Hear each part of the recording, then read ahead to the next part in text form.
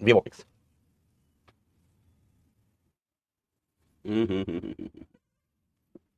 Wave optics की चर्चा करेंगे दोस्तों अपन आज।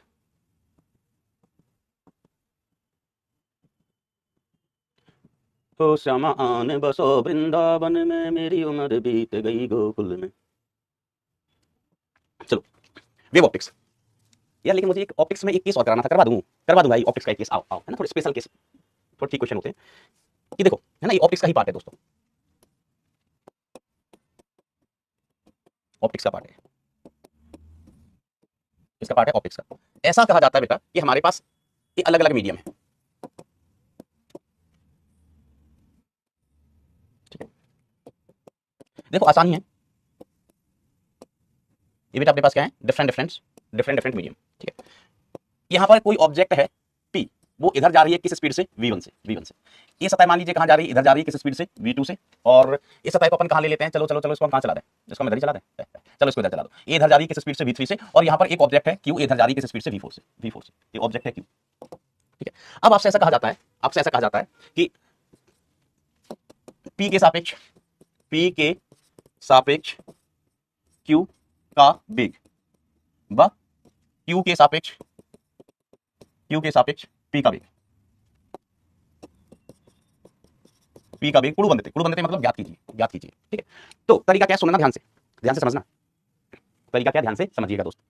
तरीका दोस्तों ऐसा है कि भैया कैसा है, ऐसा आप सबसे पहले दूरियां मान लो, इसकी दूरी ले लो, इसकी दूरी मान लो, इसकी दूरी मान लो। हमने इसकी दूरी मान ली बेटा x1, इसकी दूरी मान ली x2 और इसकी दूरी मान ली कितनी, x3। ये दूरी x3 है, ठीक है।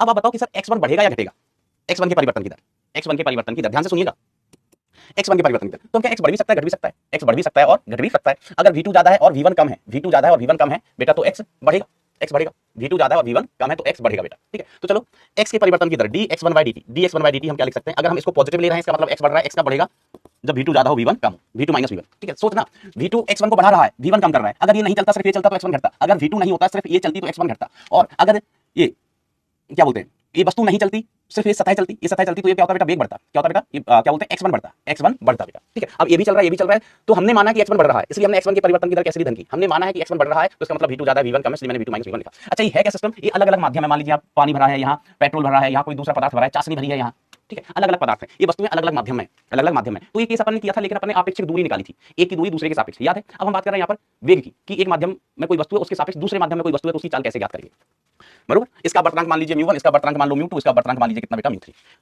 अब देखो हम इसके बारे में लिखते हैं, x2 के बारे में। तो x2 बढ़ेगा घटेगा, हमने कहा बढ़ भी सकता है घट भी सकता है, हमने कहा आप बताओ बढ़ाएं घटाएं, सर घटा दो। तो x2 अगर घट रहा है, हम x2 को घटा रहे हैं, इसका मतलब कौन सा वेग बढ़ा है, कमेंट में बताओ। आपेक्षिक वेग अपन को लिखना है, दोनों समान दिशा में चल रही हैं, तो आपेक्षिक वेग घटेंगे। आपेक्षिक वेग क्या होगा, घटेगा। किस में से किसको घटाएं, हमने यहाँ पर माइनस लगा दिया है, ये माइनस लगा, इसका मतलब x घट रहा है, x क्या हो रहा है, घट रहा है। कौन सा वेग बढ़ा माना, हमने कहा सर ये x2 तब घटेगा जब v2 ज्यादा हो और v3 कम हो। v1 लिख रहा है पगला, x2 को v1 से कोई लेना देना ही नहीं है। यस, वेरी गुड, बहुत सारे बच्चे बिल्कुल सही जवाब दे रहे हैं कि x2 कब घटेगा, है ना। आप ये मान लो दो वस्तुएं हैं, एक पीछे वाली वस्तु, आगे वाली वस्तु, इनके बीच की दूरी घट रही है, इसका मतलब इनके बीच की दूरी घट रही है, इसका मतलब पीछे वाली वस्तु की रफ्तार ज्यादा है, v2 ज्यादा, v3 कम है। ये ऑल्टो है, फरारी है, ठीक है। अब अपन बात करते हैं x3 की। तो बेटा x3 के भाग में क्या लिखा है, x3 बढ़ सकता है क्या, आप कहोगे सर नहीं x3 बढ़ नहीं सकता, x3 के भाग में तो घटना ही लिखा है, x3 के भाग में। क्यों, ये इधर जा रही है, दोनों पास आ रही हैं, दोनों मिलकर इसको घटा रही हैं। हेलो, यस, हाँ बोलो। अच्छा, आप कहाँ से बोल रहे हैं, मुझे सुन, मैं बोल रहा, अभी मैं लेक्चर दे रहा था, लेक्चर की बात कर रहा हूँ। हाँ, तो हम क्या बात कर रहे थे, x3 के बारे में डिस्कस कर रहे थे। तो x3 के भाग में बेटा घटना ही लिखा है, तो minus d x3 upon dt is equal to कितना हो जाए, दोनों मिलके घटा रहे हैं इसको, तो हो जाएगा v3 प्लस v4। दोनों मिलके घटा रहे हैं, दोनों मिलके घटा रहे हैं, ठीक है। आइए, डू यू वांट मार। चलो, अब हमें दूरी लिखना है। देखो हमें क्या ज्ञात करना है, आपेक्षिक वेग के लिए अपन क्या करेंगे, पहले अपन दूरी लिख लें, उसका अवकलन कर देंगे, तो हम लिखते हैं x एपरेंट, आभासी दूरी। आभासी क्यों, माध्यम अलग अलग है ना भैया, वो भैया जब माध्यम अलग अलग होते हैं तो दूरी आभासी हो जाती है। तो आभासी दूरी किसकी, p की। कौन देख लिया है, q देख लिया है, तो q देख लिया, तो यहाँ पर अपन म्यू किसका लेते हैं, जहां से देख रहे हैं, याद है ना भाई साहब, μ3। और फिर p की दूरी लिखना है, q देख रहा है, तो q से चलो p। तो इस माध्यम में कितनी दूरी चलना है, x3 माध्यम का वर्तनांक कितना, μ3 पे, फिर अगला दूरी x2 है, माध्यम μ2 है, फिर अगला दूरी x1 है, माध्यम μ1 है। आपेक्षिक दूरी याद है या भूल गए, सर याद है, भूल क्यों जाएंगे, याद है, वेरी गुड। चलिए, तो अब देखिए x एपरेंट, एक्स एपरेंट किसका, पी का, कौन देख रहा है, क्यू देख रहा है, ये कितना हो गया, तो इससे गुणा कर दो, ये आएगा x3 plus mu 3 upon mu 2 into mu 3 upon mu 2 into x2 plus mu 3 upon mu 1 into x1। अब हमें चाल चाहिए ना, तो इसका अवकलन कर दो, दिन दहाड़े बिना शर्माए इसका अवकलन कर दो, अवकलन। तो जब आप इसका अवकलन करोगे तो ऑन अवकलनिंग you will get d upon dt, t के सापेक्ष अवकलन करो, x एपरेंट x आभासी किसका, p का, कौन देख रहा, क्यू देख रहा है, तो अवकलन करोगे dx3 upon dt plus mu 3 upon mu 2 into, ये तो कांस्टेंट होता है, बदल कौन रहा है, x1 x2 plus mu 3 upon mu 1 constant है, और ये हो गया dx1/dt। अब हमारे पास इन सब के मान है, हमारे पास इसका भी मान है, इसका भी मान है, इसका भी मान है, हमने पहले निकाल के रखी है, पहले निकाल के रखी, चिन्ह के साथ मान रखना है, चिन्ह के साथ प्लस का है, इसका मान रखोगे तो माइनस v2 माइनस v3, ठीक है, इसका मान रखोगे तो minus v3 plus v4 dx1/dt plus का v2 माइनस v1 ऐसा। सर ये सिस्टम क्या है, मैंने आपको बताया ना कि ये अलग अलग माध्यम है, हमारे पास एक ट्यूब थी, ट्यूब में हमने यहाँ चाशनी भर दी, यहाँ पेट्रोल भर दिया, पानी भर दिया, अब एक मछली पानी में, एक चाशनी में, ये इसको देख रही है, इसको देख रही है, तो अपेक्षिक दूरी हम पहले याद कर चुके थे, जिसे हम कहते थे आभासी दूरी, आभासी गहराई। अब आभासी चाल अगर चलना शुरू कर दें और माध्यम की सतह भी चलना शुरू कर दें, ये अलग अलग माध्यम की सतह है, ठीक है, पानी पेट्रोल को अलग कर रही है, पानी पेट्रोल को अलग कर रही है, पेट्रोल और चाशनी को अलग कर रही है, यस चाशनी इज लिक्विड, जिसको अपन रसगुल्ला में डालते हैं बेटा, रसगुल्ला में। कोई लिखना चाहे एक्स एपरेंट किसका, क्यू का, कौन देख रहा, पी देख रहा, कौन देख रहा, पी देख रहा, तो पी देख रहा तो माध्यम, अब बर्तनांक किसका, पी का, तो ये कितना है म्यू 1, फिर पी से क्यू जाना है, तो x1 अपॉन म्यू 1 मिलेगा प्लस x2 अपॉन म्यू 2 मिलेगा प्लस x3 अपॉन म्यू 3 मिलेगा, x3 अपॉन म्यू 3 मिलेगा, ठीक है ऐसा। अब इसका अवकलन करोगे, अवकलन कर दोगे तो आपको चाल मिल जाएगी, जैसा हमने पिछले केस में किया, तो ये आपको करना है, ये आपका गृह कार्य है। सर अब इसमें कुछ बचा थोड़ी ना है, एक्स एपरेंट लिख चुके हैं जैसे इसमें लिखा था, ठीक है, म्यू 3 से गुणा कर दिया था, अवकलन कर दिया, तो इधर भी आप पहले क्या करना, म्यू 1 से गुणा कर देना, फिर अवकलन कर देना, फिर क्या कर देना, पाईजान अवकलन, ठीक है, रिजल्ट आपको मिल जाएगा, ठीक है।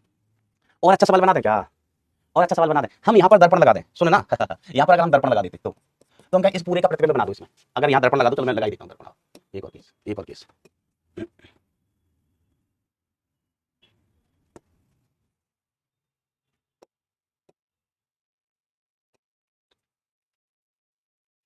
अगर दर्पण लगा दिया और मजेदार केस बन जाएगा भाई, जबरा केस, हमने यहाँ पर लगाया दर्पण, अगर ये दर्पण है तो क्या होगा भाई, इसका प्रतिबिंब बन जाएगा, यहाँ क्या बन जाएगा, इसका प्रतिबिंब बन जाएगा, दर्पण लगाते ही पीछे समतल दर्पण लगाया भाई साहब, कौन सा दर्पण लगाया, समतल दर्पण, तो समतल दर्पण में प्रतिबिंब बनाना बिल्कुल आसान है कि दर्पण से वस्तु जितनी दूरी पर, प्रतिबिंब भी उतनी ही दूरी पर।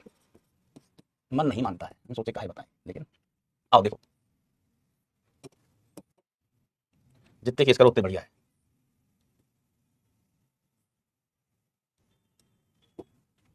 तो जैसे अपन प्रतिबिंब बनाएंगे, ये बनाएंगे ऐसे बन जाएगा, ये इधर जो कलर था वही आएगा, हरा वाला इधर बनेगा, ये सबसे दूर है, व्हाइट वाला सबसे दूर है, तो उसका प्रतिबिंब समांतर दूर बनेगा, क्यू का जो इमेज बनेगा, यहाँ पर क्यू का इमेज बना, ठीक है, ये क्या है, इमेज ऑफ क्यू,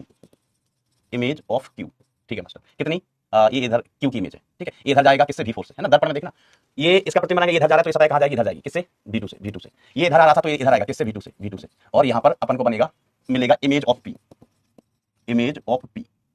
P की इमेज मिल जाएगी, V1 इधर था तो इसकी भी चाल इधर होगी, समतल दर्पण में यही होता है कि वस्तु दर्पण की तरफ तो उसका प्रतिबिंब दर्पण की तरफ, अगर वस्तु जैसे क्यू वस्तु है दर्पण से दूर तो प्रतिबिंब भी दर्पण से दूर, ये वाली दूरियां उसी अकॉर्डिंग रहेंगी, ये दूरी कितनी, x3, ये दूरी x2, ये वाली दूरी x1, ये वाली दूरी x1, ये वाली दूरी कितनी x1, ठीक है, ध्यान से देखो, ध्यान से, अरे रुको तो सही, क्रॉस ना यार चैप्टर, रुको, मजेदार केसेस देखो यार। अब हमसे सवाल में कुछ और पूछा गया, सर क्या हमसे पूछा गया, क्या पूछ लें, ऐसे Q के द्वारा देखा गया P के प्रतिबिंब का वेग, तो देखो जैसे बेटा हमने दर्पण लगाया तो क्या बन जाएगा, इमेज बन जाएगा, और क्या है, इमेज बनाना अपन को आता है समतल दर्पण से, याद करिए। तो पहले तो अपन को एक्स एपरेंट निकालना होगा, एक्स एपरेंट किसका एक्स एपरेंट, P के इमेज का, कौन देख रहा है, क्यू की इमेज नहीं, क्यू देख रहा है, ये क्यू है, ये क्यू की इमेज है, ये P की इमेज है और ये P है, तो शुरू करें लिखना, कौन देख रहा है, क्यू देख रहा है, क्यू का बर्तनांक कितना, सर क्यू का बर्तनांक क्या म्यू 3, हमने कहा वेरी गुड म्यू 3, अब दर्पण से तो बिल्कुल पास में है, कूद के चले जाओ, ठीक है, अगर ये दूरी होगी तो यहाँ पर दूरी ले लेना, मान लीजिए वस्तु यहाँ ना होकर यहाँ होती, ये मान लीजिए दूरी x4 है तो इधर x4 बना देते हैं, ठीक है, लेकिन ये बिल्कुल पास में ही है, तो हमने ये वाली दूरी नेग्लेक्ट कर दी ना, कोई जरूरत नहीं है उसकी, अगर मान लो ये दूरी होती, किसी का मन ही कर रहा है नहीं सर ये वाली दूरी भी लेंगे तो क्या होगा, ये वाली दूरी भी लेंगे तो क्या होगा, लेकिन अलग अलग माध्यम में जगह भी नहीं है, ठीक है, ये दूरी होगी तो अपन लिख लेंगे, नहीं होगी तो नगण्य, तो म्यू 3, अब यहाँ से चलो उसको देखने, तो यहाँ से चलते ही आपको इधर चलना x3 में म्यू 3, फिर x2 में जाना है, x2 में मतलब x2 दूरी तय करना है μ2 में, फिर x1 दूरी तय करना है μ1 में, x1 दूरी तय करना है μ1 में। अब बेटा अवकलन कर देना, इसका अवकलन अवकलन कर देना। अवकलन करोगे तो यही मान आएंगे कि dx3/dt dx2/dt, इनके मान तो हमारे पास पहले से ही है। dx1/dt, तो dx1/dt कितना, शायद हमने v2 माइनस v1 लिया था, ये माइनस का था, v2 माइनस v3 था, और ये प्लस का ही था बेटा कितना, v3 plus v4, v3 plus v4। ठीक है, बस इसका अवकलन करना, आंसर आ जाएगा। इसका अवकलन करिएगा और आंसर पाइएगा। ठीक है, फिर सुन लो बेटा, अगर मान लीजिए यहाँ पर ये दूरी होती तो हम इसको भी लिख लेते, है ना, इसको भी लिखते, उसका भी अवकलन करते। चलो अवकलन कर दोगे, कर देना, तो वेग मिल जाएगा। तो इधर कुछ नया बहुत ज्यादा नहीं है, मेन चीज ये है कि आप वेग लिखना जानते हैं कि नहीं जानते, ये हमने पिछले स्लाइड पे सीख लिया। एक्स अपरेंट लिखना हम पहले से जानते हैं, अवकलन करना हमें आता है। ठीक है भाई, कितने लोग समझे इसको, कितने लोग टच में चल रहे हो, जल्दी बोलो, कितने लोग टच में चल रहे हैं, कितने लोग, कितने, बस। चलो अब हम बात करते हैं प्रकाश का तरंग, तरंग प्रकाश की।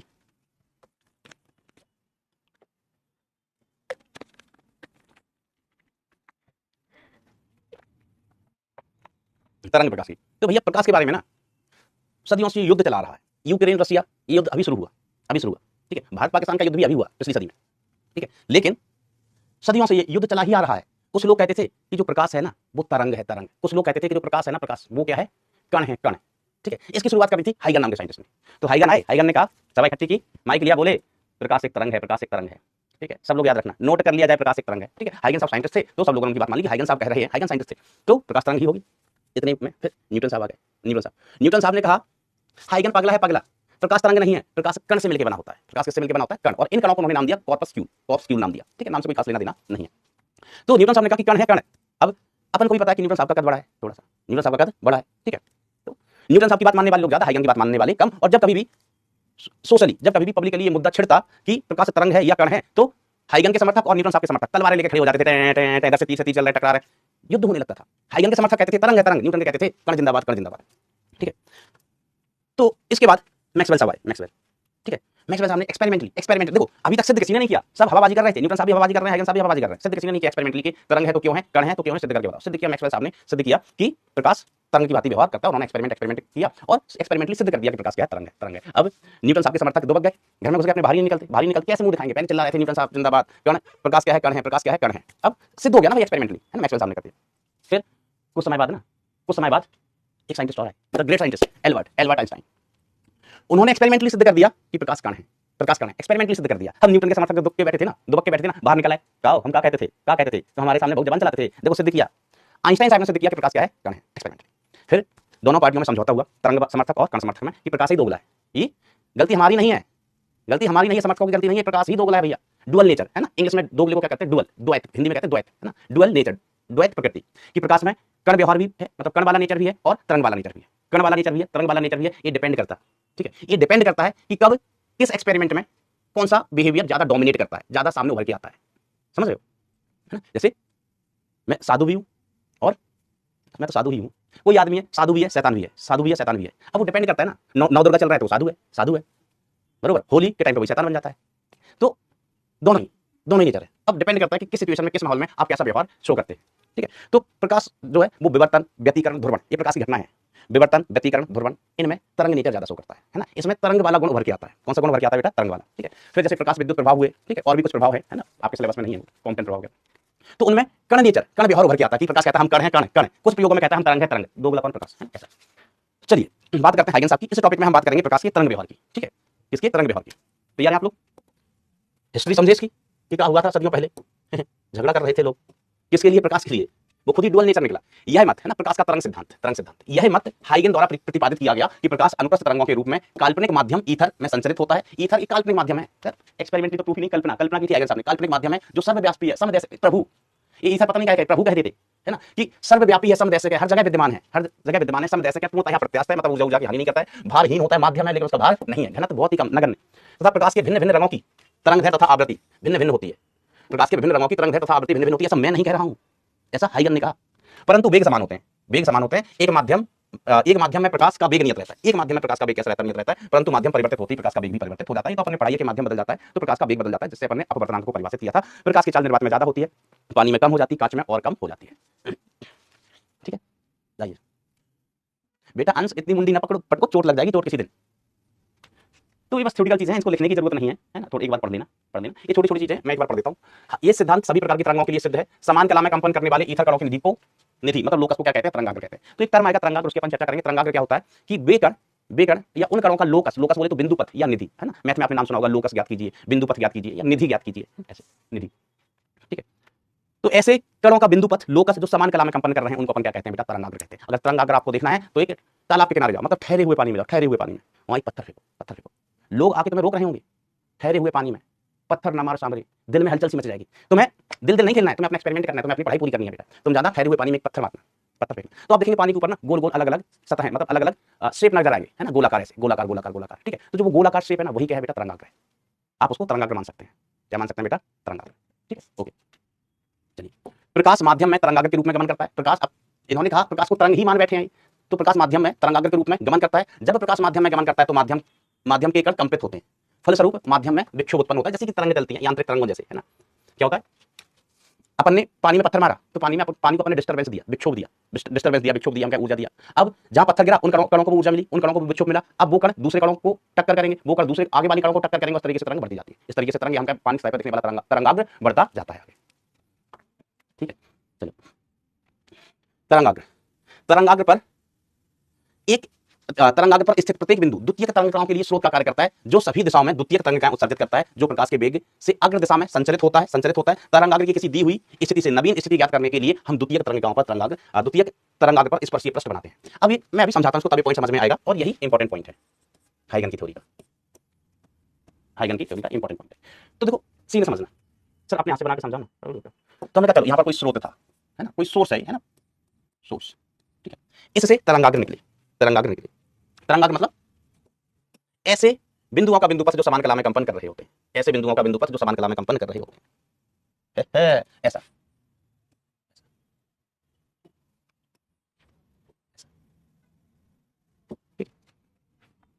समझना। एक हमने उधर डायग्राम में आधा बनाया, तो एक ही साइड बनाते हैं, दोनों साइड बनाने की जरूरत नहीं, एक ही साइड बना लें। वैसे तो बिंदु स्रोत है ना, तो गोलीय तरंगाग्र ही होंगे, गोलीय तरंगाग्र ही होंगे। तो देखो क्या कहा हाइगन साहब ने, ये स्रोत है, अब ये तरंगाग्र ऐसे कणों का बिंदुपथ जो कि समान कला में कंपन कर रहे हैं। ये कब क्या दिया था मैंने, कुछ तो दिया होगा, वेरी गुड वेरी गुड। तो हमने कहा यहाँ पर हमने अलग अलग बिंदु लिए, ऐसे तरंगाग्र पर अलग अलग बिंदु लिए। तो इन्होंने हाइगन साहब ने कहा कि जो बिंदु है ना, ये खुद स्रोत की तरह व्यवहार करते हैं, किसकी तरह व्यवहार करते हैं, स्रोत की तरह व्यवहार करते हैं, खुद बिंदु स्रोत की तरह व्यवहार करते हैं, ठीक है। और अपनी तरंगिकाएं अपने तरंगाग्र उत्पन्न करते हैं, जैसे ये बिंदु स्रोत था, इसके पास में तरंगाग्र ऐसा रहा, है ना, दूर जाता जाएगा, बढ़ता जाएगा, दूर जाता जाएगा बेटा, बढ़ता जाएगा। तो इन्होंने कहा कि ये जो तरंगाग्र पर जो भी बिंदु उपस्थित है, ये खुद किसका कार्य करेंगे, स्रोत का। तो ये प्राथमिक स्रोत और ये द्वितीयक स्रोत, और ये अपने तरंगाग्र उत्पन्न करेंगे, है ना, इस तरीके से, है ना। ये खुद स्रोत है, तो बिंदु स्रोत है, तो तरंगाग्र कैसे होंगे बेटा, गोलीय तरंगाग्र होंगे। ये बड़े बना दूं थोड़ा, ठीक है। ये भी तरंगाग्र है, कोई आगे वाला,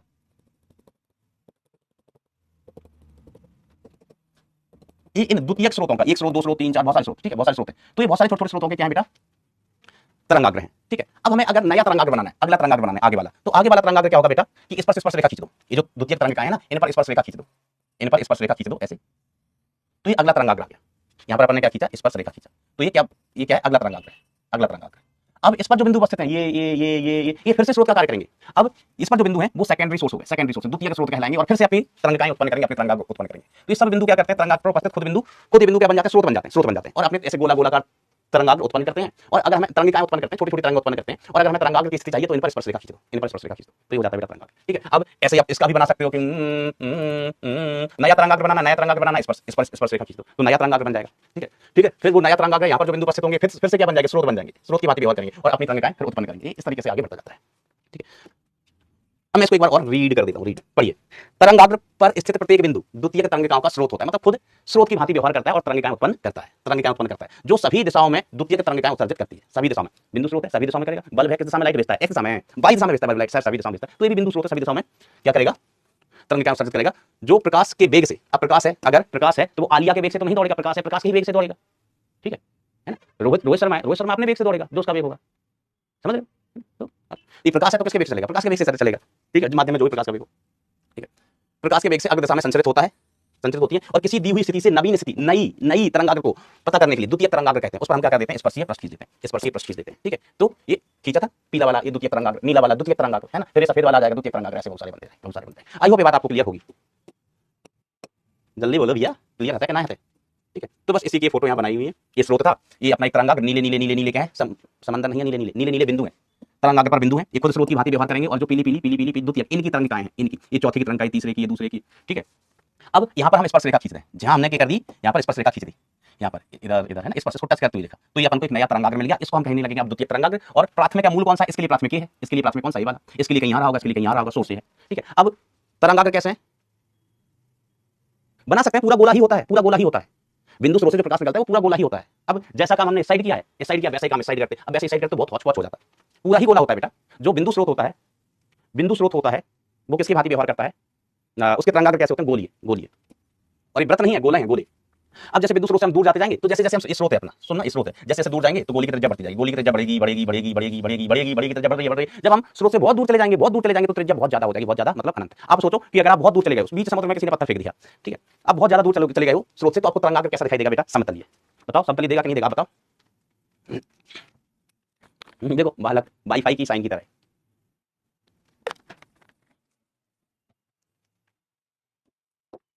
वेरी गुड बेटा, वेरी गुड, वेरी गुड। किसी को कंफ्यूजन है तो एक बार और सुन सकता है, और दूर जाएंगे, है ना, फिर समतलीय तरंगाग्र। अच्छा बताओ, अगर स्रोत रेखीय है, जैसे ट्यूबलाइट होता है, प्रकाश स्रोत रेखीय है जैसे कि ट्यूबलाइट होता है, तो उसके तरंगाग्र कैसे होंगे, कैसे, किस आकार के दिखने चाहिए, कमेंट में बताओ, कमेंट में बताइए बेटा। नोट मत करना, इनको पढ़ लेना, बस पढ़ लेना एक बार। अब देखो, मत के द्वारा, इस मत के द्वारा, इस मत बोले तो तरंग, किस्मत नहीं, इसमत, इसमत, किस्मत, इसमत मतलब प्रकाश को तरंग बोला, तो इसमत के द्वारा व्याख्या किए जाने वाले प्रकाश के गुण, ठीक है। तो बेटा इस थ्योरी से प्रकाश को तरंग मानकर हम क्या कर लेते हैं, परावर्तन एक्सप्लेन कर लेते हैं, वर्तन कर लेते हैं, व्यतिकरण, विवर्तन, ध्रुवण, ठीक है, ये कर लेते हैं, ठीक है। इसमें से इस टॉपिक में अपन को क्या पढ़ना है, व्यतिकरण पढ़ना है, विवर्तन पढ़ना है, ध्रुवण पढ़ना है, ये आपके सिलेबस में है। इस टॉपिक में बेटा ये तीन चीजें पढ़नी है, ठीक है। प्रकाश का रेखीय संचरण, विरल माध्यम में प्रकाश का वेग सघन माध्यम से अधिक होता है, ये सारी चीजें हम इससे एक्सप्लेन कर पाते हैं, ठीक है। तरंग मानकर हमें इस टॉपिक में इनमें से पढ़ना है।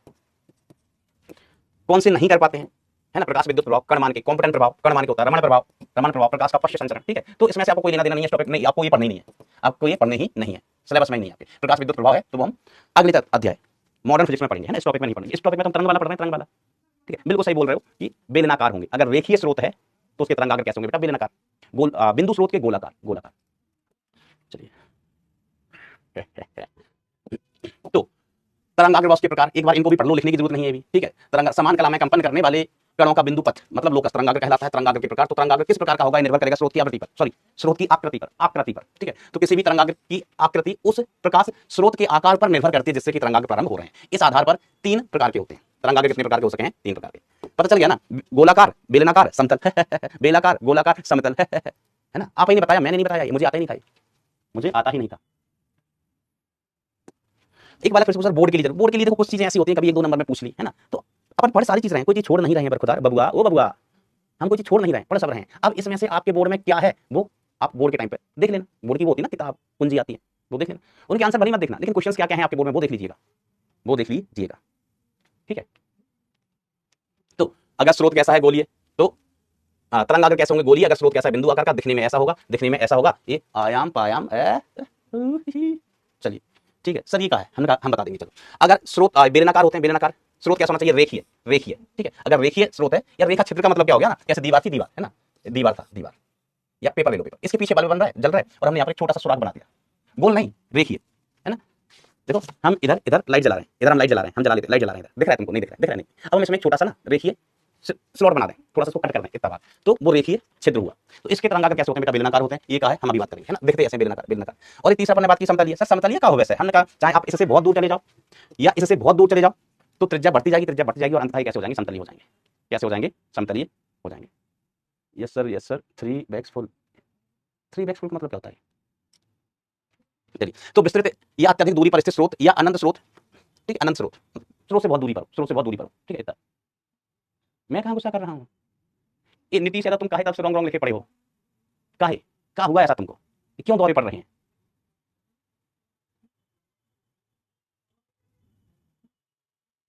क्यों दौरे पड़ रहे हैं बेटा तुमको।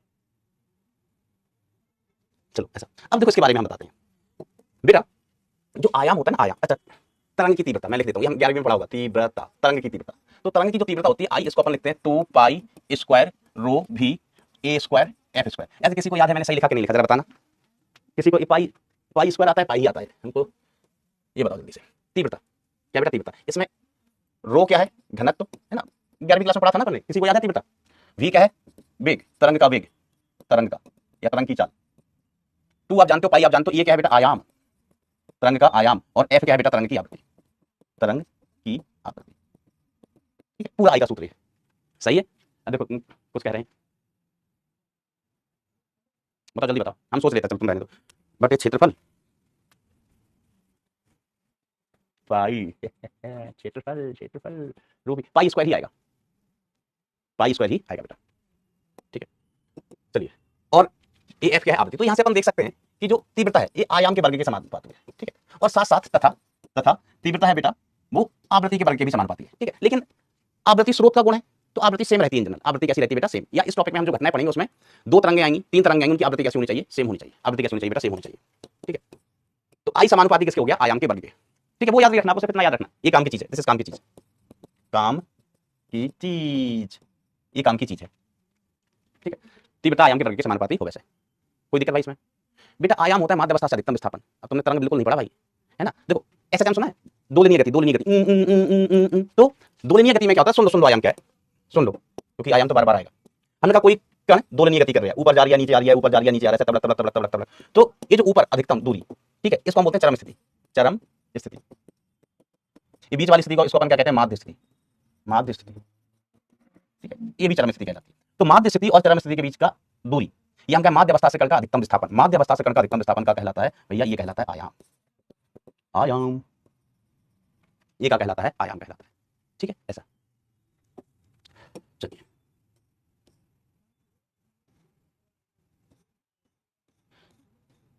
बेटा, ये हम शायद अब समझ गए होंगे कि तरंगाग्र क्या होता है। पानी में फेंका था ना, पानी में फेंका था ना पत्थर, तो ऊपर जो हमें दिखाई देता है, ऊपर हमने पानी पत्थर फेंका तो ऊपर हमको जो शेप दिखाई देता है, गोल गोल गोल गोल जैसे बन जाते हैं, आप उसको तरंगाग्र मान सकते हैं। वो क्या होते हैं बेटा? तरंगाग्र होते हैं। चलिए, समान कला में मतलब एक जैसे। ठीक है, अब कला बेटा अपन तब पढ़ते हैं 11वीं क्लास में। ठीक है, आप ऐसे समझ लो कि एक जैसा व्यवहार करें। अब देखो ना, हमने पत्थर फेंका तो जो समान एक जैसा व्यवहार कर रहे हैं, एक वृत्त पर जो उपस्थित बिंदु है, एक वृत्त पर, वो समान कला में है। क्या बेटा? समान कला में है। इसको वेरीफाई नहीं किया तुमने, जल्दी करो, नहीं हमको सिद्ध करना पड़ जाएगा। क्या करना पड़ जाएगा? सिद्ध। और इतना टाइम है नहीं, 11वीं क्लास का है ना, कुछ खास चीज नहीं है। अच्छा, हम कहाँ थे? यहाँ पर थे, यहाँ पर थे। तो देखो तीव्रता अपन कैसे लिखते हैं? तीव्रता बराबर लिखते हैं पावर। तीव्रता बराबर क्या होता है? शक्ति बटे क्षेत्रफल। शक्ति बटे वो क्षेत्रफल जिसमें शक्ति फैल रही है ना। तो पावर किसकी स्रोत की? तो कोई भी स्रोत है तो उसके लिए पावर तो कांस्टेंट, पावर तो कांस्टेंट, पावर मान लीजिए कितना है? पी। अब गोलीय के लिए, गोलीय तरंगाग्र के लिए तो गोलीय का क्षेत्रफल कितना होता है? पाई आर स्क्वायर होता है, पाई आर स्क्वायर होता है। ठीक है, तो यहाँ पर लिखा है आई समानुपाती आर स्क्वायर, आई समानुपाती आर स्क्वायर के, दूरी के वर्ग के, दूरी के वर्ग के। ठीक है, तो अब हम ये भी जानते हैं, ये भी जानते हैं बेटा कि जो आई है ये समानुपाती होता है आयाम के वर्ग के। जैसे मैंने पिछले अगले पन्ने पर बताया है, ये समानुपाती होता है आयाम के वर्ग के। अच्छा, आप इसको यहाँ से ऐसे कह सकते हैं कि जो तीव्रता है, तीव्रता समानुपाती हो गई 1/r का वर्ग, 1/r का वर्ग। अब अपन ये जानते हैं कि तीव्रता किसके समानुपाती होती है? आयाम के वर्ग की। तो आयाम का वर्ग समानुपाती हो गया 1/r का वर्ग, तो आयाम समानुपाती हो गया 1/r, आयाम समानुपाती हो गया भाई साहब 1/r। तो वही लिखा है आयाम समानुपाती 1/r या 1/d। डी आर क्या है बेटा? दूरी। डी और आर क्या है बेटा? दूरी। हम इसके लिए लिखें, इसके लिए तो तीव्रता आई इक्वल टू क्या लिखेंगे? शक्ति अपॉन क्षेत्रफल, तो 2πrl। बेलन का क्षेत्रफल कितना होता है? 2πrl। बेलन का क्षेत्रफल 2πrl। तो यहाँ से अपन देख सकते हैं कि जो तीव्रता है वो समानुपाती है 1/r के, तीव्रता समानुपाती है 1/r के। ठीक है, अब यहाँ पर अपन देखो तो तीव्रता की जगह अपन क्या लिख सकते हैं? आयाम का वर्ग। तो आयाम का वर्ग समानुपाती है 1/r के, तो आयाम समानुपाती हो गया 1/√r के, 1/√r के। ठीक है, और यहाँ पर आई नियत समतलीय में बहुत दूर जाके समतल पृष्ठ का क्षेत्रफल कैसा? नियत लंबाई गुणा चौड़ाई, लंबाई गुणा चौड़ाई, खत्म बात, दूरी पर निर्भर नहीं करता। अब तरंगाग्र की विशेषता, ये छोटे मोटे पॉइंट है, जस्ट रीड करना है, इनको रीड करना है। ठीक है, लिखने की जरूरत नहीं है ना, बस पढ़ लो। तरंगाग्र पर स्थित भिन्न भिन्न कणों के मध्य कलांतर शून्य होता है। समान कला में है तो कलांतर शून्य, समान कला में है तो कलांतर बेटा शून्य, मतलब एक ही जैसा व्यवहार कर रहे हैं, है ना, एक ही जैसा। आप ऐसे भी समझ सकते हैं, जैसे आपने कोई परेड देखा है, परेड पीटी, है ना, परेड पीटी, है ना, 26 जनवरी पर जो परेड होती है, तो उसमें क्या होता है? आप समझना, बस रिलेट करना कि उन सोल्जर्स को आप देखना तो सभी का पैर एक साथ जाएगा आगे, और सेम पैर जाएगा एक साथ, एक साथ। तो सभी की गति एक जैसी होती है। अगर सभी का राइट लेग आगे है, मतलब एक का राइट लेग आगे है, तो सभी का राइट लेग आगे होता है। उनमें हम कह सकते हैं कोई कलांतर नहीं है। समझ सकते हैं कि उनमें कोई डिस्टर्बेंस नहीं, डिस्टर्बेंस नहीं, मतलब वो एक तरीके की गति कर रहे हैं, जैसा एक व्यक्ति कर रहा है वैसा ही दूसरा व्यक्ति कर रहा है। तो आप कह सकते हैं कि समान कला में हो रहा है। ठीक है, अब जैसे अपन यहाँ से 50-60 लोगों को पकड़ना है, 50-60 लोगों को पकड़ना है, हम कहते हैं आओ पीटी करते हैं, आओ पीटी करते हैं। हम कहेंगे दाएं मोड़, कोई इधर मुड़ जाएगा, कोई इधर मुड़ जाएगा। ठीक है ना, हम क्या कि दायां पैर आगे बढ़ा, कोई हाथ आगे बढ़ा रहा है। तो जो अनट्रेंड लोग होते हैं ना, उनसे कहो कि पीटी करो, परेड करो, नहीं कर पाएगा, मतलब वो समान कला में नहीं हो सकते। सोल्जर्स होते हैं, ट्रेंड होते हैं, बहुत सारी प्रैक्टिस करते हैं, तो उनका कोई परेड देखना कितना मजा आता है, डिंग डोंग, सभी के सभी। अगर सभी इधर देख, एक इधर देखा तो सभी इधर देखे, जहां उनका कमांडर बोलता है ऐसे, मतलब इधर देखो तो सभी उधर देखते हैं, मुड़ो सभी एक साथ मुड़ते हैं। तो आप समझने के लिए कह सकते हैं कि जो परेड हो रही है, तो उनमें जो सोल्जर्स होते हैं, उन सोल्जर्स के मध्य कोई कलांतर नहीं होता है, समान कला में होते हैं, एक जैसी गति करते हैं। समझने के लिए आप ऐसे समझ सकते हैं, है ना। इसका कलांतर किसमें होगा? कलांतर किसमें होगा? हम तुम्हारे बैच के सभी बच्चों को बुला लेते हैं, तुम्हारे बैच के सभी बच्चों को बुला लेते हैं। हमने कहा ऊपर देखो वो ऐसे करेगा, है, समझ रहे? हमने कहा कान पकड़ो, वो नाक पकड़ लेगा। सब लोग कान पकड़ोगे तो नाक पकड़ दोगे, तो ट्रेंड, समझ रहे? तो इनमें एक जैसा व्यवहार नहीं है। आई होप समझ गए होंगे। चलिए, क्योंकि इस पर और कला कलांतर क्या होता है किसी तरंग का, अपन 11वीं क्लास में पढ़ते हैं इसको। प्रत्येक कण समान कला में कंपन करते हैं, कलांतर नहीं समान कला में कंपन होते हैं। समांगी माध्यम वह माध्यम जिसके गुण सभी दिशाओं में समान होते हैं, सभी दिशाओं में प्रकाश के वेग से संचरित होते हैं। ठीक है, समांगी माध्यम ऐसा माध्यम होता है, वह माध्यम जिसके गुण सभी दिशाओं में एक समान है, बदले नहीं। ठीक है, एक जैसा माध्यम, होमोजीनियस, है ना। जैसे अपन कहें, जैसे कप सीरप आती, कप सीरप, उसमें द्रव होता है, द्रव क्या होता है, द्रव। तो डॉक्टर कहते हैं ना कि इसको दवाई पीने से पहले ना इसको हिला लिया करो। क्यों? क्योंकि वो दवाई के पार्टिकल वो नीचे बैठ जाते हैं, नीचे दवाई गाढ़ी हो जाती है, ऊपर पतली रह जाती है, तो वो समांगी माध्यम नहीं है। ठीक है, एक जैसा ही माध्यम हो तो ये प्रकाश के वेग से चलते हैं तरंगाग्र। ठीक है, समांगी माध्यम में बिंदु प्रकाश स्रोत सदैव गोलीय तरंगाग्र उत्पन्न करता है, हम चर्चा कर ही चुके हैं। असमांगी माध्यम में भिन्न भिन्न दिशा में भिन्न भिन्न वेगों से संचित होते हैं। तो ऑब्वियसली असमांगी माध्यम होगा, कहीं माध्यम मतलब कोई द्रव के हिसाब पॉइंट ऑफ व्यू से समझ लो। ठीक है, कभी द्रव पतला है, कभी कहीं गाढ़ा है, कहीं पतला है, कहीं गाढ़ा है, तो चाल अलग अलग होगी। ठीक है, इस पर खींचा गया अभिलंब प्रकाश के संचरण की दिशा बताता है। यस, ठीक है, अगर हम अभिलंब खींच रहे हैं तो प्रकाश के चलने की दिशा मिल जाती है। यह सदैव समांतर रह के माध्यम में आगे बढ़ते रहते हैं, ये अपन ने देखा है यहाँ पर। ठीक है, एक दूसरे के समांतर रहते हैं, है ना। इसके ये समांतर, इसके ये समांतर, सभी समांतर हैं, आगे वाले भी एक दूसरे के समांतर रहेंगे, आगे वाले भी एक दूसरे के समांतर रहेंगे। अगर प्रकाश के चलने की दिशा पता करना है तो तरंगाग्र पर लंब खींचो, तरंगाग्र पर क्या खींच दो बेटा, लंब, तो ये प्रकाश के चलने की दिशा पता चल जाएगी कि प्रकाश किस दिशा में जा रही है। लंब खींचा प्रकाश के संचरण की दिशा बता रहा है, लंब खींचा प्रकाश के संचरण की दिशा बता रहा है। इसे फोटो में भी देखो, इसे फोटो में भी देखो। ठीक है, ये तरंगाग्र बढ़ रहे हैं, ये इस पर जो खींचे गए लंब है बेसिकली ये प्रकाश के संचरण की दिशा बताता है। तो प्रकाश की दिशा में चल रहा है, इस पर लंब खींच दो तरंगाग्र पर। तो ये कुछ ऐसे पॉइंट है, छोटे छोटे, पढ़ लो, पढ़ सकते हैं। अब अपन बात करते हैं बेटा व्यतिकरण का। व्यतिकरण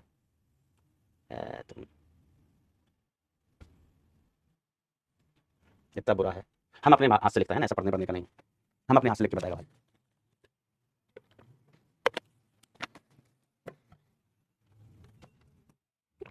प्रकाश का व्यतिकरण है ना, व्यतिकरण, विवर्तन, ध्रुवण, तीन चीजें पढ़नी है। ध्रुवण एक लेक्चर, विवर्तन एक लेक्चर, मेन चीज होती है व्यतिकरण। व्यतिकरण बहुत सवाल बनते हैं, पूछ जाते हैं। ठीक है, तो चलो अपन बात करते हैं प्रकाश का व्यतिकरण।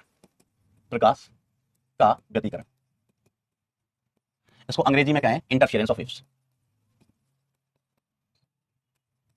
जिसने 11वीं क्लास अच्छे से पढ़ी थी या थोड़ी बहुत ही पढ़ी थी तो उसको याद आया होगा कि हमने व्यतिकरण भी 11वीं क्लास में पढ़ा था। 11वीं क्लास में हमने व्यतिकरण पढ़ा था।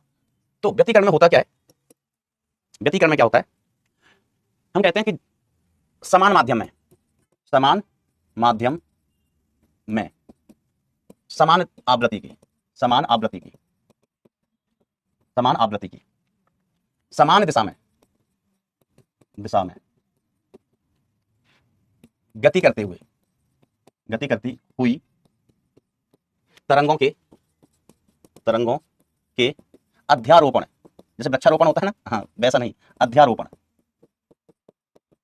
से हमें व्यतिकरण की घटना, दुर्घटना नहीं, घटना प्राप्त होती है। ठीक है, तो समान तरंगें चल रही, समान माध्यम में चल रही हैं, समान दिशा में चलें, समान माध्यम में, समान दिशा में, समान आवृत्ति की तरंगें जब एक दूसरे पर अध्यारोपित होती मिलती हैं तो वो व्यतिकरण की घटना को जन्म देती हैं। ठीक है, याद है जैसे मैं बता रहा हूं, मैंने आपको अध्यारोपण पढ़ाया था 11वीं क्लास में, वेव्स में, बड़ा टॉपिक होता है, और मैंने आपको बोला था 12th में भी आएगा। लेकिन आप परेशान मत होना, ऐसा भी आगे कोई यूज नहीं आएगा कि 11वीं का वो नहीं आता है तो ये अध्याय नहीं आएगा, ऐसा नहीं है, ऐसा बिल्कुल नहीं है। ठीक है, बस मैं तो ऐसे याद दिला रहा हूं कि हमने कहा था तरंगों का अध्यारोपण। तो तरंगों का अध्यारोपण क्या होता है, बोर्ड में भी पूछ लिया जाता है ना, तो देख लेना, नोट कर लेना, तरंगों का अध्यारोपण। तो तरंगों का अध्यारोपण क्या होता है बेटा, कुछ नहीं होता है कि अगर किसी बिंदु पर, जैसे कोई पॉइंट है, यहां पर बहुत सारी तरंग आ रही है, एक तरंग का नाम y1 है, दूसरी तरंग का नाम हमने y2 दिया, तीसरी तरंग का नाम y3 दिया, तो इस कण का परिणामी विस्थापन है ना, एक कण है, कण, तो इस कण का परिणामी विस्थापन, कण का परिणामी विस्थापन, कण का परिणामी विस्थापन yr, y क्या बेटा, विस्थापन, परिणामी विस्थापन, y रिजल्टेंट किसके बराबर होता है, y1 + y2 + y3 and so on, जितने भी। भाषा में हम लिखना चाहें कि यदि किसी बिंदु पर दो या दो से अधिक तरंगें, किसी बिंदु पर दो या दो से अधिक तरंगें आके मिलती हैं तो उस बिंदु का परिणामी विस्थापन अलग अलग तरंगों के विस्थापन के सदिश योग के बराबर होता है, अलग अलग तरंगों के विस्थापन के सदिश योग के बराबर होता है। 11वीं क्लास में पढ़ा था बेटा। ठीक है, तो सिंपल सी बात है ना कि विस्थापन कैसी राशि, भाई साहब सदिश राशि है, भाई साहब विस्थापन सदिश राशि है, तो हमने कहा एक तरंग आई विस्थापन y1, दूसरी y2, तीसरी का विस्थापन y3। ठीक है, अब इस कण का विस्थापन कितना होगा, तीनों को जोड़ दो, सब कैसे जोड़ते हैं, अदिश की तरह, हमने का विस्थापन अदिश होता है, विस्थापन अदिश होता है, पगलाई होगा, सब विस्थापन सदिश होता है, सदिश की तरह जोड़ दो चुपचाप।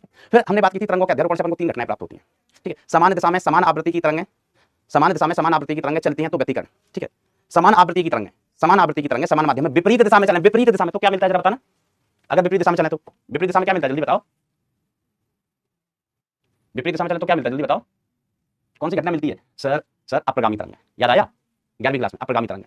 ठीक है, और समान दिशा में थोड़ी सी अलग अलग आवृत्ति की तरंग, समान दिशा में विवर्तन, वो विवर्तन लिख रहा है बेटा, विवर्तन बेटा आज से पहले तुमने नाम ही नहीं सुना होगा। ठीक है, तो अपन किसकी बात कर रहे हैं, अपन बात कर रहे हैं समान दिशा में अलग अलग आवृत्ति की तरंग है, थोड़ी सी अलग अलग आवृत्ति, बहुत ज्यादा अलग नहीं, बहुत ज्यादा अलग नहीं, समान दिशा में अलग अलग आवृत्ति की तरंग है चलती हुई अध्यारोपित होती है तो हमें मिलता है वीट्स, विस्पंद। क्या मिलता है बेटा? विस्पंद। तो विस्पंद में आवृत्ति थोड़ी अलग अलग होती है, अध्यारोपण में, सॉरी व्यतिकरण में और अप्रगामी तरंग में आवृत्ति सेम होती है। आवृत्ति कैसी होती है बेटा? सेम होती है। ठीक है सर। तो हमें व्यतिकरण पढ़ना है। क्या पढ़ना है? व्यतिकरण। तो व्यतिकरण के लिए क्या जरूरी है? क्या जरूरी है? तो उनका समान माध्यम, समान आवृत्ति, समान दिशा में।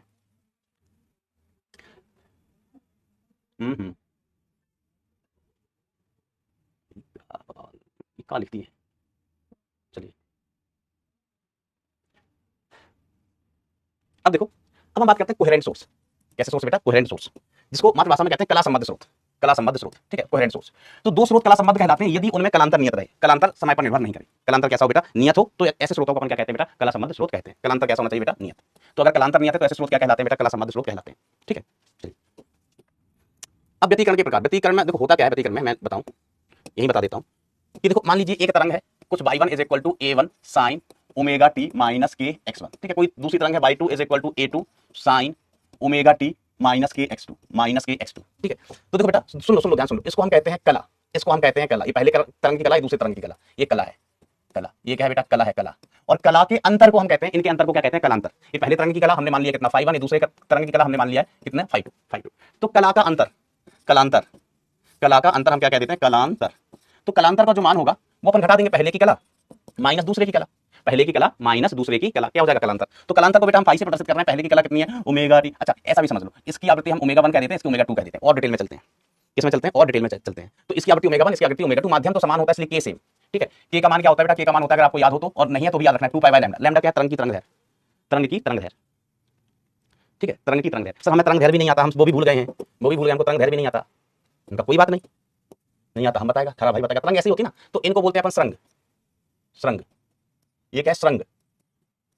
तो दो क्रमागत श्रृंगों के बीच की दूरी तरंग दैर्घ्य कहलाती है। दो क्रमागत श्रृंगों या गर्तों के बीच की दूरी, इसको हम कहते हैं तरंग दैर्घ्य। तरंग ऐसी चलती है ऊपर नीचे ऐसे तो बनाते हैं अपन तरंग, ऐसे जिंग जिंग जिंग जिंग जिंग ऐसे। तो इनको बोलते हैं अपन श्रृंग। जो उठे हुए पॉइंट है, जो नीचे वाले पॉइंट, इनको बोलते हैं गर्त। इनको क्या बोलते हैं? गर्त। तो दो क्रमागत श्रृंगों या गर्तों के बीच की दूरी को अपन क्या कहते हैं बेटा? तरंग दैर्घ्य कहते हैं, तरंग दैर्घ्य। ठीक है, कि तरंग दैर्घ्य किस पर निर्भर करता है? माध्यम पर। तरंग दैर्घ्य किस पर निर्भर करता है बेटा? माध्यम पर। अब माध्यम सेम है तो के सेम हो जाएगा, माध्यम सेम तो के सेम। ठीक है, तो के दोनों की ये सेम लिया। अब देखो पहले की कला, सर पहले की कला omega 1t minus k x1, दूसरे की कला तो हम क्या? Omega 2t minus k x2, minus k x2। तो जो कलांतर है बेटा, कलांतर है, इसको हम घटाएंगे तो omega 1 minus omega 2 into T, omega 1 minus omega 2 into T. ठीक है, और इसको हम घटाएंगे तो ये कितना आ जाएगा? ये आ जाएगा plus k into x2 minus x1। देखना मैंने सही लिखा है क्या? यस सर मास्टर, सही लिखा होगा तुमने, भरोसा है। ठीक है ऐसा, तो ये आया भैया कलांतर, दिस इज कलांतर। अब आप देखना, मैं आपसे एक सवाल पूछूं, क्या ये स्रोत कोहेरेंट हैं, कला संबद्ध हैं?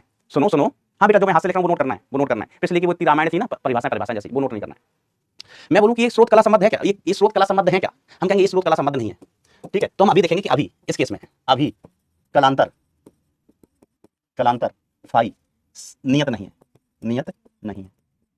क्यों नियत नहीं है? हम समय है ना, समय का फलन है, समय के साथ बदलेगा, नियत नहीं है, समय के साथ चेंज होगा, समय के साथ चेंज होगा। ठीक है मास्टर, समय के साथ बदल देंगे, कौन दिक्कत बनाना है। ठीक है, अब उनका कला संबद्ध होने के लिए अतः स्रोत या क्या? सोर्स कोहेरेंट नहीं है। कोहेरेंट लिख दूं? कोहेरेंट नहीं है, कला संबद्ध नहीं है। ठीक है, तो हम क्या? कला संबद्ध होने के लिए सोर्स को कला संबद्ध होने के लिए, हिंदी में दोनों लिख दिया, कला संबद्ध होने के लिए क्या होना मांगता? हमने कहा सोर्स के कला संबद्ध होने के लिए जो टी वाला पद है, टी नहीं होना चाहिए, टी नहीं होना चाहिए। क्योंकि अगर टी है तो कलांतर समय के साथ बदलेगा, और कलांतर समय के साथ बदल रहा है तो कला संबद्ध नहीं है। कला संबद्ध में क्या होना चाहिए? कलांतर समय के साथ नियत होना चाहिए। ठीक है, तो अब देखो हमका टी को गायब करवाना है, टी को गायब करो तो मंत्र पढ़ो, ओम ह्रीम ह्रीम क्लीम ह्रीम चामुंडाय विचे। मंत्र पढ़ने से गायब नहीं होगा, मंत्र पढ़ने से टी गायब नहीं होगा। टी को गायब करने के लिए हम क्या कर देंगे? हम क्या? यदि ओमेगा, इस पद को ही जीरो कर दो, टी वाले पद को, अतः omega 1 minus omega 2 into T बराबर कितना कर दो? 0। अर्थात ओमेगा 1 बराबर होना चाहिए ओमेगा 2 के। ओमेगा कोणीय आवृत्ति है तो हम कह सकते हैं f1 बराबर होना चाहिए f2 के ना। ओमेगा है कोणीय आवृत्ति, f होता है बेटा आवृत्ति, तो इनकी आवृत्ति हम क्या? कोणीय आवृत्ति सेम होना चाहिए। इसलिए व्यतिकरण के लिए हमने कहा है, व्यतिकरण के लिए समान आवृत्ति, अगर समान आवृत्ति नहीं हुई तो स्रोत कोहेरेंट नहीं होंगे, सोर्स कोहेरेंट नहीं होंगे, बरोबर ऐसा। तो व्यतिकरण के लिए क्या होना चाहिए बेटा? सोर्स कला संबद्ध होना चाहिए, और उसके लिए जरूरी है कि आवृत्तियां बराबर होनी चाहिए। ठीक है, अब ये 0 हो गया तो कलांतर बचा कितना है? कलांतर बचा कितना है? ठीक है, तो मैं चलो यहां लिख देता हूं, कलांतर omega 1 minus omega 2 into t plus k into x2 minus x1 था। हाँ सर यही था x2 माइनस x1, सही कह रहा हूँ मास्टर, तुम बिल्कुल सही कह रहा है। हमने कहा इसको तो हमने जीरो कर दिया कला संबद्ध होने के लिए, तो कलांतर अब हमारे पास मिलेगा के इंटू ये डेल्टा x, x का अंतर, ठीक है, के इंटू x2 माइनस x1, के इंटू x2 माइनस x1, ठीक है। तो इसको अपन क्या लिख देते हैं, के की जगह तो आप 2 पाई बाय लैम्डा लिख लेंगे, 2 पाई बाय लैम्डा, और x2 माइनस x1 को अपन क्या कहते हैं, पथांतर, पथ का अंतर, पथांतर। x1 x2 क्या है, पथ है, एक तरंग x1 सॉरी एक तरंग x1 चली, दूसरी तरंग x2 चली, तो एक तरंग का पथ x1 दूसरे का पथ x2, तो पथ का अंतर पथांतर, पथ का अंतर इस पथांतर। तो याद रखना इस चैप्टर में बहुत बार काम आएगा। ये कलांतर है कितना होता है 2 पाई बाय लैम्डा इनटू पथांतर को हम प्रदर्शित कर देते हैं डेल्टा से, ठीक है। कला संबंध बनाने के लिए पद हमें जीरो करना पड़ा था, आवृत्तियां कैसे होनी चाहिए, सो सेम होनी चाहिए, ठीक है। अपन को वैसे पता है कि आवृत्तियां अगर सेम नहीं हुई तो आयाम समय का फलन आएगा, आवृत्तियां अगर सेम नहीं हुई तो हमें विस्पंद मिलेंगे, बीट्स मिलेंगे, कभी तीव्रता कम कभी ज्यादा, कभी कम कभी ज्यादा, है ना। जैसा कि उसमें होता है पुलिस की गाड़ी का सायरन है, एम्बुलेंस का सायरन है ना, उसमें आवाज ज्यादा हुई है, आवाज कम होती ज्यादा होती, कम होती ज्यादा होती है। तो सर तीव्रता का कलांतर से क्या लेना देना, सर तीव्रता का कलांतर से क्या लेना देना। हमने कहा देखो, हमने कहा एक तरंग अपन ने कहा, हमने कहा व्यतिकरण में पढ़ लो, व्यतिकरण में परिणामी तीव्रता, परिणामी पतिव्रता, पतिव्रता नहीं तीव्रता, पतिव्रता तो कल, आज तीव्रता। तो हमने कहा देखो मान लीजिए तरंग हमारा है y is equal to a1 sin omega t minus k x1 और दूसरी तरंग है y2 इज इक्वल टू, आवृत्तियां सेम होनी चाहिए, मैंने सेम ही ले ली, omega t minus k x2, ठीक है। अब इनके बीच का कलांतर, कलांतर हम मान लेते हैं पाई, पाई क्या है कलांतर, कलांतर का मतलब ये समझ लो ये कोण होता है, ये क्या होता है साइन के अंदर का लिखा मास्टर कोण, इधर साइन के अंदर का लिखा मास्टर कोण, तो कला का अंतर इस कलांतर, जैसे अपन ने एसी में नहीं पढ़ा था, है ना, कि v is equal to v naught sin omega t plus five, ऐसे प्लस माइनस फाइव जो भी करते थे, तो इसको अपन कला कहते थे। ये वोल्टेज है, मान लीजिए करंट कितना है, I naught sine omega t plus pi by 3, तो हम कहते हैं इनके बीच का कलांतर बताओ, तो इनके मध्य कलांतर का मतलब कला का अंतर, इसकी कला ओमेगा टी, इसकी कला omega t plus pi by 3, तो कलांतर कितना पाई बाई 3। इसी में कलांतर कलांतर खेला था हमने।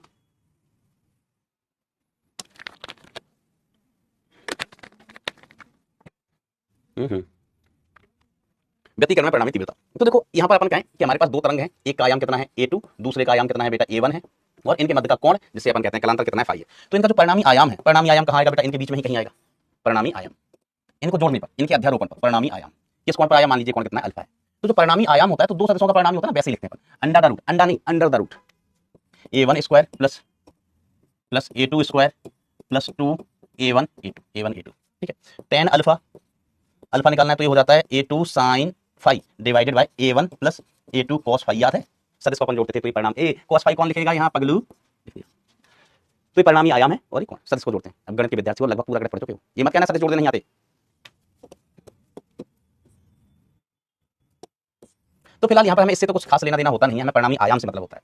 तो परिणामी आयाम क्यों निकाल रहा है, हेडिंग तो लिखा है तीव्रता, हेडिंग लिखा है तीव्रता, हमने कहा पगलू हमने नहीं बताया था तीव्रता समानुपाती होता है आयाम के वर्ग के, तो जो परिणामी तीव्रता है वो समानुपाती होगी परिणामी आयाम के वर्ग के, परिणामी तीव्रता है वो किसके समानुपाती होगी, परिणामी आयाम के वर्ग के, ठीक है। तो देखो माय डियर फ्रेंड, जो परिणामी आयाम है इसका वर्ग मैं लिखूं तो a1 square plus a2 square plus मैं नहीं 2 a1 a2 cos of phi, cos of phi, तो ये तो परिणामी आयाम आ गया, ठीक है। परिणामी आयाम कभी किसी सवाल में निकालना पड़ा तो।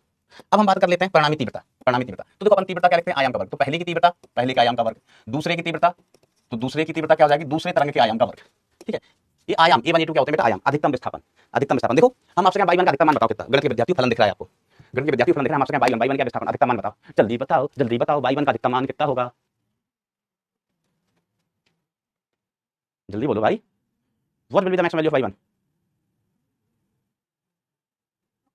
a1 है ना, इसका a2 है ना। तो हमने वही कहा था कि आयाम क्या होता है, अधिकतम विस्थापन, कहां से माध्यवस्था से, फिर मैंने ये भी बताया। तो सर यहाँ से हम a1 का मान क्या लिख सकते हैं, a1 समानुपाती लिख लेना, a1 समानुपाती लिख लेना रूट i1 के, ठीक है मास्टर। a2 किसके, उनका a2 लिख लेना समानुपाती किसके, रूट i2 के, रूट i2 के। तो ध्यान दीजिएगा आयाम का है ना, और हम क्या परिणामी तीव्रता, तो परिणामी तीव्रता समानुपाती परिणामी आयाम के वर्ग के। तो ध्यान दीजिएगा अगर हम बात करें तीव्रता की, तो आयाम तो लिखा हुआ है ही ना, आयाम लिखा हुआ है, तो आयाम का वर्ग मतलब परिणामी तीव्रता, आयाम के वर्ग की जगह क्या लिख सकते हैं, परिणामी तीव्रता is equal to i1 plus i2 plus 2 root i1 root i2 cos of phi, cos of phi. Yes sir परिणामी तीव्रता मिल गई एक लाइन में मुझे परिणामी तीव्रता मिल गई, ठीक है, परिणामी तीव्रता मिल गई। यस सर इसको इधर नहीं लिख लो, हमने कहा उठाएं कैसे, अब चलो उठा देते हैं, उठवाना कौन सी बड़ी बात है, किसी भी चीज को उठा लेंगे, वो भी बिना शर्माए दिन दहाड़े। इसको थोड़ा सा अच्छा सा लिख दो मास्टर, यहाँ उठवा लिया है तो यस,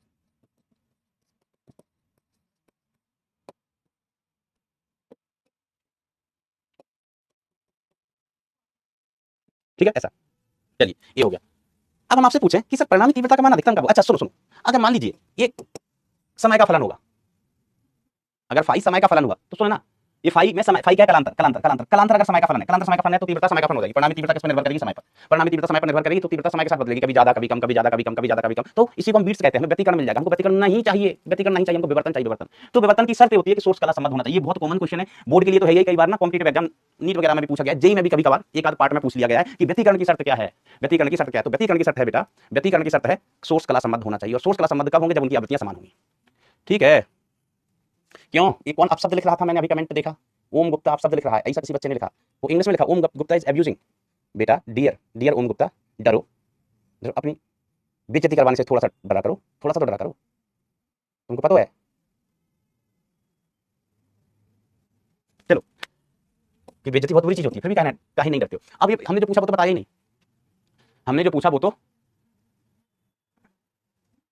बेटा कहाँ गया हूँ, मत करो बेटा ऐसा, वो ऐसा मत करो। वो अपने परिवार वालों को कमेंट में खोज रहा है, अपने परिवार वालों को खोज रहा है कमेंट में। आओ तो जल्दी से पहले बताओ, आई परिणामी मैक्सिमम कब होगा, आई परिणामी मैक्सिमम कब होगा, मैक्सिमम अधिकतम तीव्रता कब होगी। तो आपने कहा कि सर आई परिणामी मैक्सिमम कब होगा, जब जब cos फाई का वैल्यू कैसा हो जाए, मैक्सिमम। और तो सब चीज नहीं है, तो cos फाई का वैल्यू मैक्सिमम कितना होता है, cos फाई का मैक्सिमम वैल्यू कितना हो वैसे 1 हो वैसे। तो फाई कितना होना चाहिए, हमने कहा फाई 2n पाई होना चाहिए, 2n पाई, 2n पाई पाई पाई, यस है ना। cos फाई 1 कब होता है, 0 2 पाई 4 पाई 6 पाई है ना, 0 डिग्री पर 360 पर 720 पर एक चक्कर के बाद। तो जनरल सॉल्यूशन ऐसे लिख सकते हैं। तो ये तीव्रता अधिकतम होने की शर्त है, तीव्रता अधिकतम होने की बेटा क्या है, शर्त है। ठीक है, अब ये तो कलांतर होगा कि तीव्रता अधिकतम होने के लिए कलांतर कितना होना चाहिए। ठीक है, तो ये कलांतर है किसके लिए, मैक्सिमम के लिए, मैक्सिमम के लिए। पथांतर कितना, अब देखो इसको हम क्या लिख लेते हैं बेटा, कलांतर की जगह, कलांतर की जगह क्या लिख सकते हैं, 2 पाई बाय लैम्डा इनटू पथांतर, पथांतर तो है ना, कलांतर की जगह 2 पाई बाय लैम्डा इनटू पथांतर लिख सकते हैं। ये कितना आ गया, 2n पाई, 2n पाई हम मचा देंगे सर, क्या मचाओगे, हमका काटा कूटा 2 से 2 पाई से 2 पाई उड़ी बाबा। तो पथांतर किसके लिए, मैक्सिमा के लिए, मैक्सिमा के लिए n लैम्डा, n लैम्डा। अगर पथांतर n लैम्डा है भैया, पथांतर कितना है n लैम्डा, तो तीव्रता अधिकतम होगी। तीव्रता कैसी होगी बेटा, मैक्सिमम है ना। पथांतर अगर इतना है तो तीव्रता मैक्सिमम होगी, ये तीव्रता की शर्त है, तीव्रता नहीं, तीव्रता मैक्सिमम होने की शर्त, की शर्त। सर मिनिमम होने की शर्त ना है कि, मिनिमम होने की शर्त ना हमका है। ठीक है, तीव्रता परिणामी तीव्रता होगी मिनिमम, परिणामी तीव्रता होगी मिनिमम कब, जब cos फाई का मान कैसा होगा, मिनिमम। और cos फाई का मान मिनिमम कितना होता है, cos फाई का मान मिनिमम कितना हो वैसे, तो उनका -1 हो वैसे। हमका oh my God, oh my God, तो फाई की वैल्यू कितना होना चाहिए, तो फाई की वैल्यू होना चाहिए सर हम याद करके आए थे, भूल गए, हमने कहा 2n - 1 इनटू पाई। n की वैल्यू हम 1 से स्टार्ट करेंगे, यहाँ पर n की वैल्यू 0 से, n की वैल्यू यहाँ पर क्या क्या होंगी, 0 1 2 3 एंड सो। इसके पीछे लॉजिक इसलिए हम ऐसा कर रहे हैं, डोंट वरी। ठीक है, n बराबर 1, n बराबर 1, n बराबर 2, गर्म है, बहुत गर्म है। ठीक है, 2n - 1 इनटू पाई। ठीक है, अब एक कलांतर को क्या लिख लेते हैं sir, 2 pi by lambda into पठांतर, इनटू पठांतर। तो ये कितना आया, 2n - 1 इनटू पाई। अब यहाँ से क्या क्या सलट पाएगा सर, पाई से पाई ही सलट पाएगा। तो हमने कहा पठांतर का वैल्यू कितना आया, तो पठांतर का वैल्यू किसका, मिनिमम, तीव्रता मिनिमम होने के लिए ये आया है 2n - 1, 2n - 1 into lambda bye, into lambda bye. तो ये तीव्रता मिनिमम होने की शर्त है, ये किसकी है, मैक्सिमम होने की शर्त, और ये तीव्रता मिनिमम होने की शर्त। वो चाहे झूठे कर दिया, सो सॉरी बेटा, कल पेपर है, टाइम पर छोड़ दीजिएगा, बिल्कुल बेटा टाइम पर छोड़ देंगे, टाइम पर छोड़ देंगे, तुम परेशान मत हो, कल तो टाइम से जल्दी छोड़ देंगे।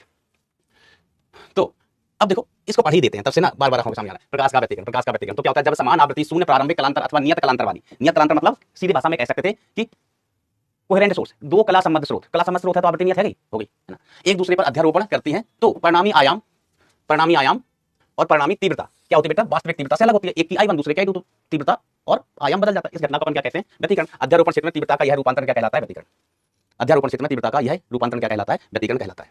ठीक है, इसको और देख लो थोड़ा और देख, हमने कहा मैक्सिमम तीव्रता की शर्त तो हमने निकाली, लेकिन मैक्सिमम तीव्रता होगी कितनी, I मैक्स, I मैक्स का मान कितना, परिणामी तीव्रता मैक्सिमम। तो हम कहेंगे I1 + I2 + 2 रूट I1 था मास्टर, और अगर रूट I2 था, फिर आपने कहा था cos फाई की वैल्यू 1 ले लो, तो हम कहीं का होगी, तो आप कहेंगे मास्टर, मास्टर तो मजेदार चीज है, ये root of I1 + root of I2 का होल स्क्वायर है, क्या है, होल स्क्वायर। ठीक है, और आयाम अगर हम मैक्सिमम लिखना चाहें, आयाम मैक्सिमम, तो मैक्सिमम आयाम कितना हो जाएगा, A1 + A2 का होल स्क्वायर। सर ये समझ नहीं आया, हमने कहा तुम हो पगलू, परिणामी आयाम बताओ क्या होता है, परिणामी आयाम होता है A1 square + A2 square plus मैं नहीं 2A1 A2 cos फाई, यही होता है ना, हाँ मास्टर होता है। तो हमने कहा आयाम मैक्सिमम, आयाम मैक्सिमम कितना हो जाएगा, A1 square + A2 square plus 2A1 A2 cos phi का मान मैक्सिमा के लिए कितना 1। तो देखो ये मैक्सिमम आयाम, मैक्सिमम आयाम ये लूथ के अंदर, सही क्या मैंने, ये लूथ के अंदर होता था, लूथ के अंदर। ठीक है, तो ये कितना आ गया, under the root A1 + A2 का होल स्क्वायर। तो A मैक्सिमा के लिए कितना आ गया, A1 + A2। तो जहां पर तीव्रता अधिकतम होगी आयाम A1 + A2 का, और जहां तीव्रता अधिकतम होगी वहां तीव्रता का मान under the root I1 + I2 का होल स्क्वायर होगा, I1 + I2 का होल स्क्वायर होगा। चलिए आई मिनिमम कितना होगा, कोई बता देगा। तो सर मिनिमम के लिए वैल्यू कितनी हो जाएगी, -1, -1 यहाँ क्या आ जाएगा, माइनस आ जाएगा, यहाँ क्या आ जाएगा बेटा, माइनस। तो जो आई मिनिमम होगा वो under the root I1 - under the root I2 इसका होल स्क्वायर। तो अलग देखो, मिनिमम तीव्रता इतनी, मैक्सिमम तीव्रता इतनी, मैक्सिमम इतनी, मिनिमम इतनी, मतलब तीव्रता बदल रही है। तीव्रताएं क्या हो रही है भाई साहब, बदल रही है। इस घटना को कहते हैं व्यतिकरण। बेटा समझ में आ गई ना ये बात कहां से आया? आयाम मिनिमम कितना होगा, तो सर इसका मान कितना कर देंगे, -1 कर देंगे। -1 करोगे तो माइनस आ जाएगा, तो ये a1 - a2 का होल स्क्वायर करूं तो a1 - a2 हो जाएगा। तो इस आधार पर व्यतिकरण के दो नाम। सर समझ नहीं आ बेटा, सुमित बात हम, तुम नहा के आ जाओ। सर क्या से पगलू, नहाया नहीं है 5 दिन से, पसीना की बदबू आ रही, तुम्हारा ध्यान पसीना की बदबू पे, पढ़ने पे है ही नहीं। तुमको ये नहीं पता? ये कह रहे सर a2 का स्क्वायर होगा। बेटा तुम्हारी आंखें बटन, a2 का स्क्वायर ही तो है, बटन है बटन। चलो आओ। तो तीव्रता कहीं कम हो रही है, कहीं ज्यादा हो रही, मैक्सिमम मिनिमम तीव्रता, ये सब काम आता है बेटा। एक तो परिणामी तीव्रता का सूत्र वो हमने आपको बताया था, ये मैक्सिमम तीव्रता। कई बार कहेंगे इनके अनुपात निकालो, तो हमारे पास सूत्र हम कुछ भी निकाल लेंगे, है ना, ये तो याद रखना ही है, ये भी आपको याद रखना है। तो अब देखो बेटा, ये दो नाम लिखे हुए हैं बोर्ड में कि जब परिणामी तीव्रता अलग अलग तीव्रताओं के योग से अधिक होती है तो संपोषी व्यतिकरण हम लिखता है इसको। व्यतिकरण दो प्रकार के होते हैं। हम ये कह सकते हैं कि व्यतिकरण कितने प्रकार के होते हैं बेटा? दो प्रकार के होते हैं। सर कौन कौन से? एक जोड़ियाबाड़म और एक अबूझड़ाम। हमने कहा ये नहीं, ये तो जगह के नाम है, ये जगह के नाम है छत्तीसगढ़ में है। कैसे नाम? जोड़ियाबाड़म, अबूझड़ाम, कैसे नाम रखते हैं? अब चलो दोस्तों, तो अपन समझ गए ना, नियत कलांतर अर्थात कला संबद्ध स्रोत, कला संबद्ध स्रोत अध्यारोपण करते हैं तो तीव्रता कहीं कम कहीं ज्यादा, कहीं कम कहीं ज्यादा। अधिकतम तीव्रता अपन देख चुके हैं, शर्त भी देख चुके हैं उसकी, न्यूनतम तीव्रता हम देख चुके हैं, शर्त भी देख चुके हैं। तो संपोषी व्यतिकरण, कंस्ट्रक्टिव इंटरफेरेंस का मतलब होता है कि जब तीव्रता अधिकतम हो, जब तीव्रता अधिकतम हो, तीव्रता मैक्सिमम। मान लिखो सर मैक्सिमम तीव्रता का ऐसे काम नहीं चलेगा, मान लिखो, अरे माथन का लो लिख दिया, नाराज मत हुआ करो तुम। अपने मास्टर से नाराज होकर कहां जाओगे, कहां जाओगे मास्टर से नाराज होकर? पथांतर की शर्त, पथांतर की शर्त एन लैम्डा, एन लैम्डा, ठीक है। अच्छा यहाँ पर एन का जो मान है ना, यहाँ पर 1 से स्टार्ट करेंगे, उसका रीजन हम आगे बताएंगे, 1 2 3 4 5, है ना, 4 5 एंड सो ऑन।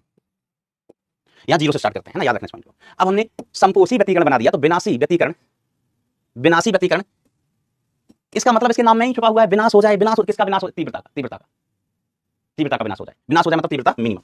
तो विनाशी व्यतिकरण में क्या होता है? तीव्रता मिनिमम, तीव्रता मिनिमम, मिनिमम हो तो विनाशी व्यतिकरण। सर विनाशी व्यतिकरण में तीव्रता होगी कितनी?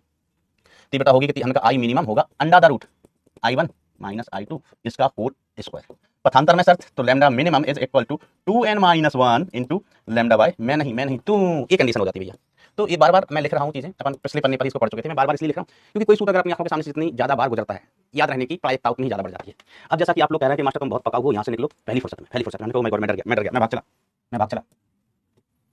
कितने लोग टेस्ट में चल रहे हैं? थम्स अप थम्स डाउन खेल जाओ, जल्दी खेलो खिलाड़ी भैया, खेल जाओ थम्स अप थम्स डाउन।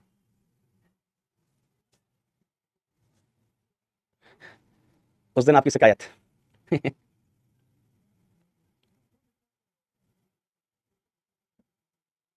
कर लेना बेटा, शिकायतों से बुजदिल लोग डरते हैं। कैसे लोग डरते हैं? बुजदिल लोग। मैं तो बिना दिल का हूं, मेरे पास तो दिल ही नहीं है, तो मैं क्यों डरूंगा? पगलू हो क्या? तुम पापा से शिकायत करो, तुम मम्मी से शिकायत करो, तुम मेरी मोहल्ले वालों से शिकायत करो, किसी से भी करो।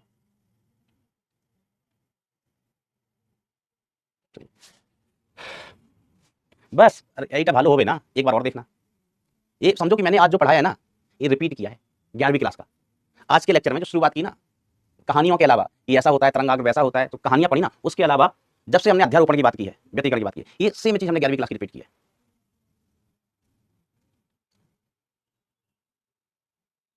हम्म, बेटा वो स्पेनिश भाषा थी, हमको नहीं आता, हमको समझ नहीं आती, हमको नहीं आता। स्पेन करके कोई देश है शायद। 3 बैग्स फुल, काहे के बेटा 3 बैग?